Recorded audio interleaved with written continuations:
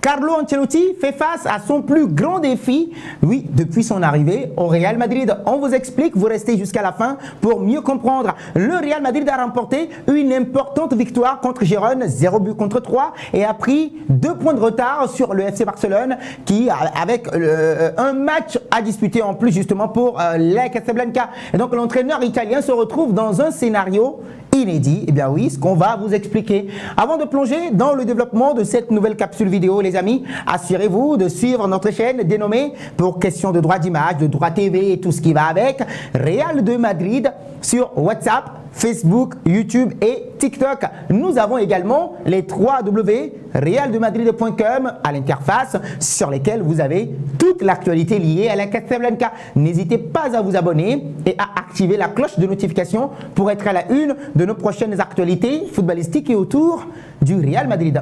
Alors, 4 défaites lors des 7 derniers matchs, dont une à Bilbao pour le Real Madrid qui a laissé un goût très amer du fait de ne pas avoir profité des échecs du FC Barcelone qui a passé la vitesse supérieure après sa victoire lors du Classico. Et justement, le jour-là où le Real Madrid n'en a pas profité, l'équipe d'Hansi Flick n'a mieux fait qu'un triste match nul, 2 buts partout contre le Real Betis, rappelez-vous.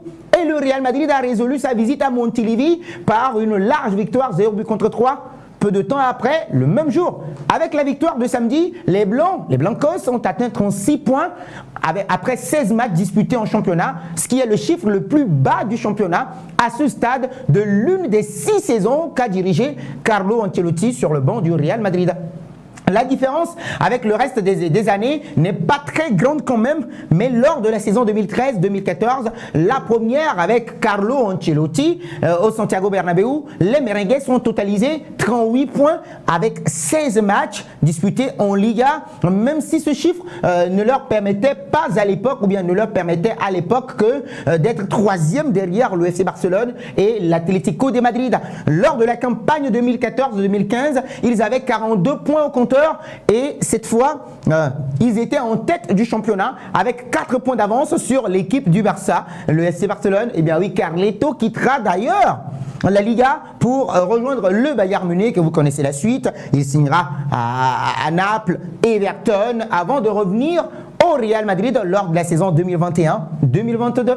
Ainsi donc, à ce stade du championnat, il avait 39 points, ce qui lui suffisait pour dominer le classement avec beaucoup d'espace devant le FC Séville et le Real Betis. L'année suivante, le scénario change complètement. Le Real Madrid a marqué 38 points sur les 48 premiers matchs, mais était, on va dire, à la traîne du FC Barcelone. Bah oui, la saison dernière, les hommes de Carlo Ancelotti ont encore une fois marqué 39 points lors des 16 premiers matchs, mais une fois de plus, ils se sont retrouvés à la 2e place du classement à ce stade, cette fois-ci derrière une équipe de Gérone qui en avait 41.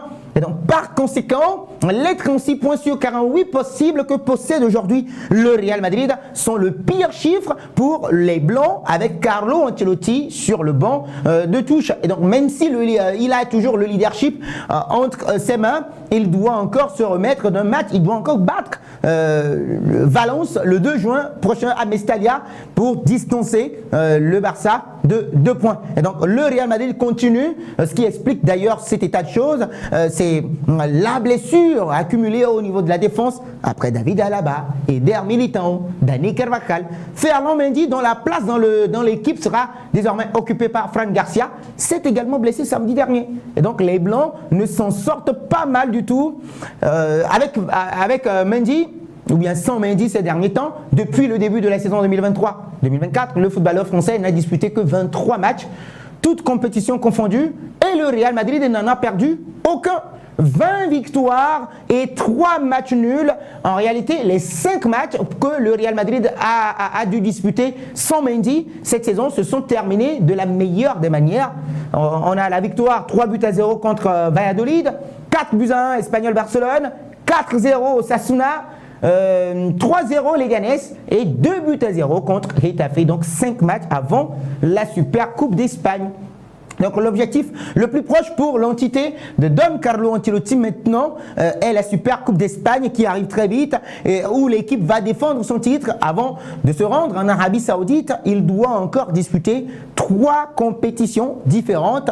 Le récent match qui arrive de Ligue des Champions, il faut le rappeler, c'était contre l'Atalanta Bergame qui s'est soldé par un score de 2 buts contre 2 pour les coéquipiers de Jude Bellingham avec en jeu la qualification pour les 16e de finale. Et donc ils joueront ensuite à Vallecas contre le Rayo Vallecano et termineront maintenant l'année en accueillant le FC Séville au Santiago Bernabéu en championnat. Alors contrairement à d'autres équipes, le Real Madrid de Don Carlo Ancelotti connaîtra un début d'année 2025 très mouvementé. Le 2 janvier déjà, le match reporté par Dana, rappelez-vous, entre Valence et l'équipe blanche aura lieu à Mestalla.